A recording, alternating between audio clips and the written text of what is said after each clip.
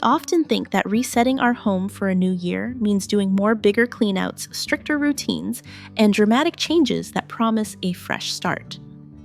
But in reality, those approaches are usually the reason we feel overwhelmed again just a few weeks later. For me, resetting my home for 2026 wasn't about perfection or starting over from scratch. It was about making my space work better for the life I'm actually living right now. I stopped asking how my home should look and started asking how it should support my days, my mornings, my meals, my family, and my energy. In this video, I want to walk you through the small but meaningful shifts I made for 2026. If you're craving a calmer home and a lighter start to 2026 without burning yourself out, stay with me, watch until the end, share your thoughts in the comments, and don't forget to subscribe so we can keep exploring these gentle, practical resets together.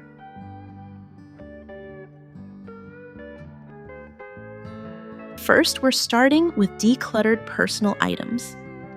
I didn't start my 2026 reset with big decluttering projects or dramatic cleanouts. I started with my personal items, the things I touch every single day: skincare, makeup, hair tools. These are small items, but they create clutter faster than almost anything else. Instead of asking myself whether an item was expensive, still good, or something I might use one day, I asked one simple question: when do I actually use this? Not why did I buy it, and not will I regret letting it go, just when I realistically reach for it in my real, ordinary life. That question changed everything.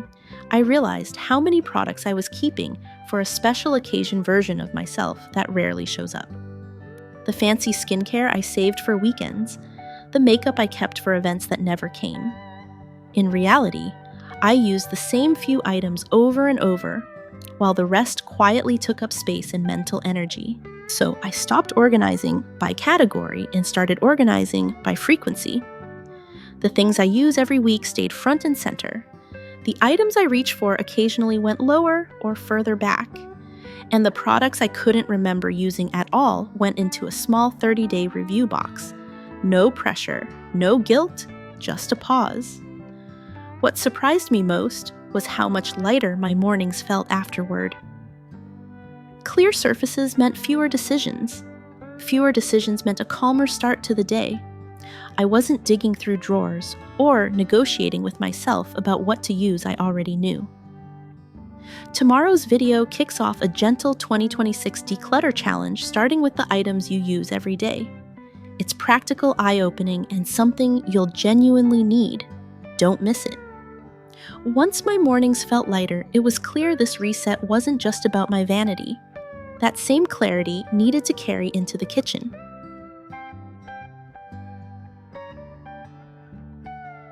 Next, let's talk about reset my kitchen. I decided to reset my kitchen with one clear goal: to make healthy eating easier, not to make my kitchen look impressive. I stopped trying to organize my space the way it looks on Pinterest and started organizing it around how I actually cook and eat on a normal week. The first shift was visibility. I moved the foods I want to eat more of: fresh vegetables, fruit, proteins, to the most visible and accessible spots. When I open the fridge or pantry now, I see ingredients, not snacks. The processed foods and treats didn't disappear, but I placed them higher, further back, or in closed containers. What surprised me was how powerful this small change was. When I see vegetables first, I'm far more likely to use them. The decision feels easier before my brain even has time to negotiate. I also had to be honest about my tools. Over the years, I collected cooking gadgets that looked useful but required too much effort on busy days. Complicated appliances, specialty tools, things I used once and then avoided. I removed anything that made cooking feel harder instead of simpler. Now the tools I use weekly are within reach, and everything else is stored away or gone. Keeping my countertops clear became another quiet habit that changed everything. A crowded counter makes cooking feel overwhelming before I even begin. A clear surface invites action. It tells me that cooking doesn't have to be a big production. It can be quick, manageable, and calm. What I've learned through this reset is that a kitchen should support your current life, not a future version of yourself who has unlimited time and energy. My kitchen doesn't need to be beautiful to work. It needs to reduce friction, lower decision fatigue, and make the healthier choice feel like the easier one. And when my kitchen works this way, the rest of my day feels lighter too. With the kitchen working better on the surface, I realized the fridge needed the same kind of intention.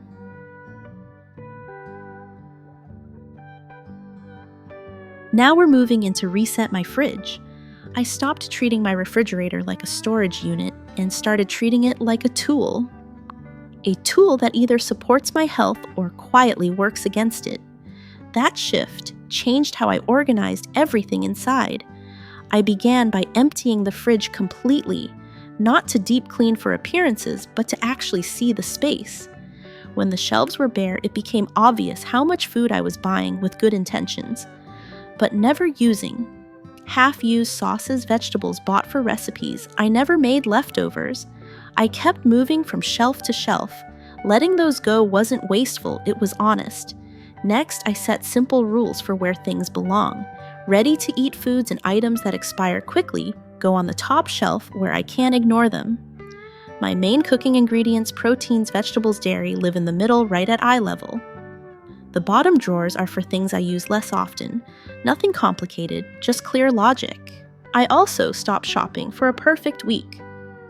I used to fill the fridge as if every meal would be home-cooked, balanced, and planned in advance. Real life doesn't work that way. Now I shop for 5 or 6 realistic meals, leaving space instead of cramming everything in. What I noticed almost immediately was how much easier cooking became. A tidy fridge reduced decision fatigue. I could see what I had, use it faster, and waste far less. I wasn't digging through layers of forgotten food anymore. As food and meals became easier to manage, I noticed another quiet source of daily friction: pet supplies scattered throughout the house.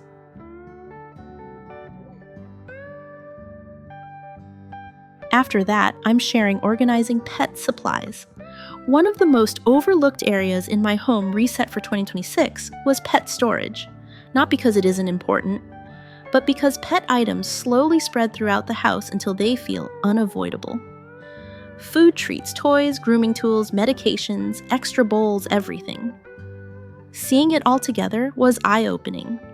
I realized how much I was storing without intention, including items that were expired, broken, or simply never used anymore. Letting those go felt relieving, not wasteful. Food storage was the next priority. I switched to sealed containers instead of half-open bags tucked into corners. This alone reduced odors, visual clutter, and the constant feeling that something was in the way. It also made feeding time calmer and more efficient. When everything has a proper container, the space feels controlled instead of chaotic. Before this reset, my cat's things lived everywhere by the kitchen wall near the entryway under furniture. It was mentally tiring to constantly move things around just to clean. Creating a dedicated pet station changed that completely. One defined area where everything lives means daily tidying takes minutes instead of frustration. I also became more intentional about toys. Pets don't need unlimited options, they need a manageable amount they actually engage with. I kept a small rotation and stored the rest away. This kept the space calmer and made playtime feel more meaningful. I set a simple rule: no new purchases until what we already have is used. This stopped impulse buying disguised as care. Resetting pet storage wasn't about doing less for my pet, it was about caring better with less stress and more clarity. Once pet care felt simpler, I could finally step back and rethink cleaning itself, not as constant upkeep, but as something that needed to fit the rhythm of real life.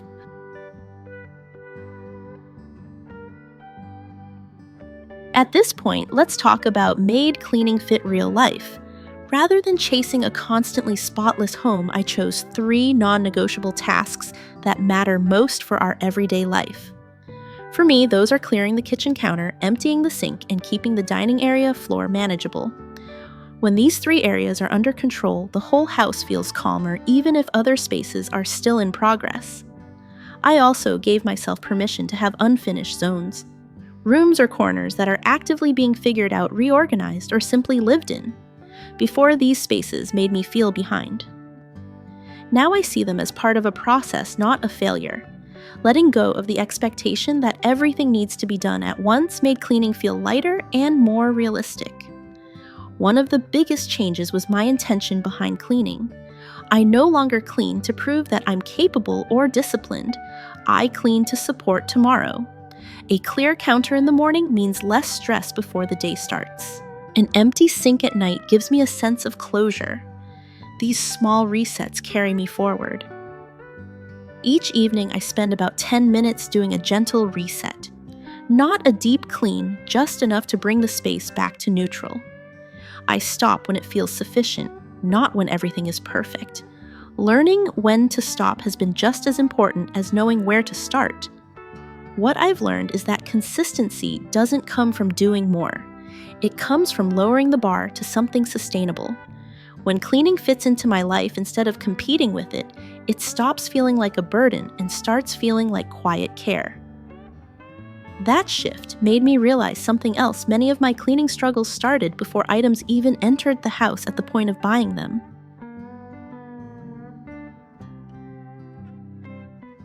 Now we're getting into resetting shopping habits. I realized that many of my purchases had nothing to do with need. They were about the feeling of a fresh start. A new organizer, a new kitchen tool, a new version of doing better. This year, I chose to pause that pattern. Before making any shopping list, I made a not buying list. Items I've purchased before and didn't truly need. Things that added clutter instead of value. Writing that list first gave me clarity. It reminded me how often I tried to solve emotional restlessness with physical things. Buying a new house forced a shift in perspective.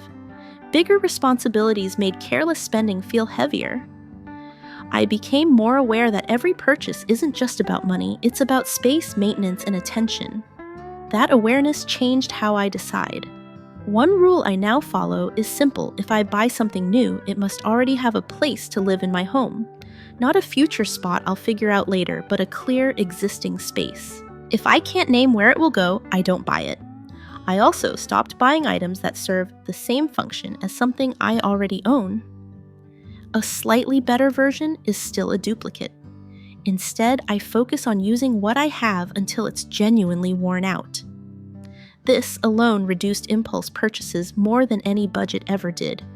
I reframed saving. My goal isn't a number, it's a life. Fewer financial surprises, less stress, more flexibility. Saving money now supports the version of my life I actually want, not a temporary sense of control. Resetting my shopping habits didn't feel restrictive, it felt grounding, like choosing steadiness over noise. And that's the kind of reset I want to carry through 2026. But even with more mindful spending, life with kids brings its own kind of chaos, one that no budget or system can fully erase, only soften.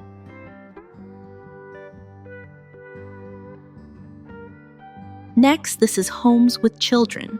I had to be honest about one thing: a house with children will never look untouched. And that's not a failure, it's reality. Once I accepted that, keeping the house tidy became much more manageable. The biggest shift was letting go of perfection and focusing on systems my children could actually follow. Instead of expecting them to clean everything properly, I taught one simple habit: return items to where they belong. Not perfectly, just back to their place. This small rule reduced daily mess more than constant reminders ever did. I also stopped letting toys spread throughout the entire house. All toys now live in one defined area. That doesn't mean they stay there all day, but it gives us a clear reset point. At the end of the day, everything goes back to that zone. When toys have a clear home, cleanup takes minutes instead of frustration. I noticed a huge difference when I reduced the number of toys available at one time. Too many options create overwhelm for children and parents. We rotate toys instead of constantly buying new ones. What's interesting is that when there are fewer toys, my kids play more deeply and clean up more easily. Living this way reminded me that a tidy home doesn't mean an empty one. It means a home that can return to calm without tension. There are signs of life here: art supplies, books, half-built creations, and that's okay.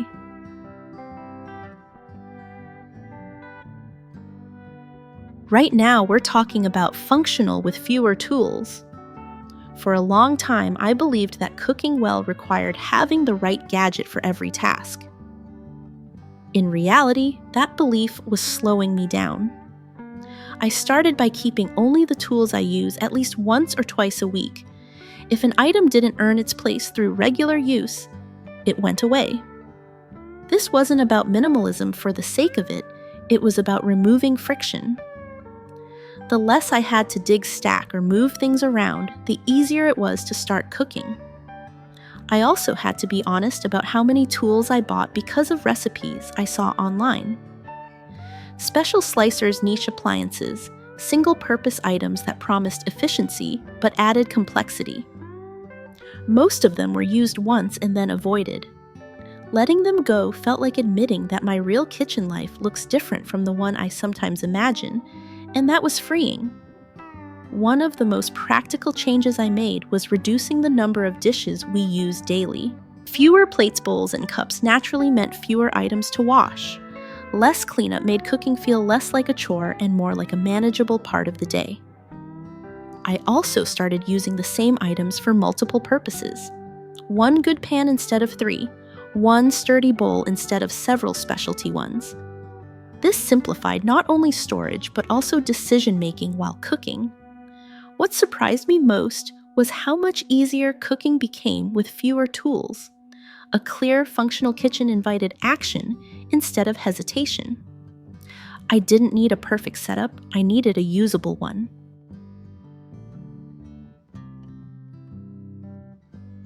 Finally, we're ending with letting go of the pressure. The most important reset I made wasn't physical, it was emotional. I stopped viewing my home as a list of problems to fix and started seeing it as a place meant to support me. For a long time, unfinished corners bothered me. Rooms not fully set up, projects, half-done decisions, still undecided. I carried those spaces in my head as quiet pressure. This year, I chose to let them exist without judgment. A home doesn't need to be finished to be functional. I noticed that even small resets, clearing a surface, returning items to their place, opening up space made my mind feel lighter. Not because everything was done, but because something was cared for. That shift helped me stop chasing the feeling of finally done. I also gave myself permission to move slower. Not everything needs to happen in January. Paint colors can change, furniture can be rearranged, systems can evolve. Every choice I make now isn't permanent, it's simply the best choice for this season. What I'm learning is that a home isn't a project you complete, it's a space that grows with you. When I stopped measuring my home by how far it still had to go, I started appreciating what it already offers: shelter, comfort, and room to breathe. Starting the year from a place of enough, not lack, has changed how I move through my days. My home feels lighter, not because it's perfect, but because my expectations finally are.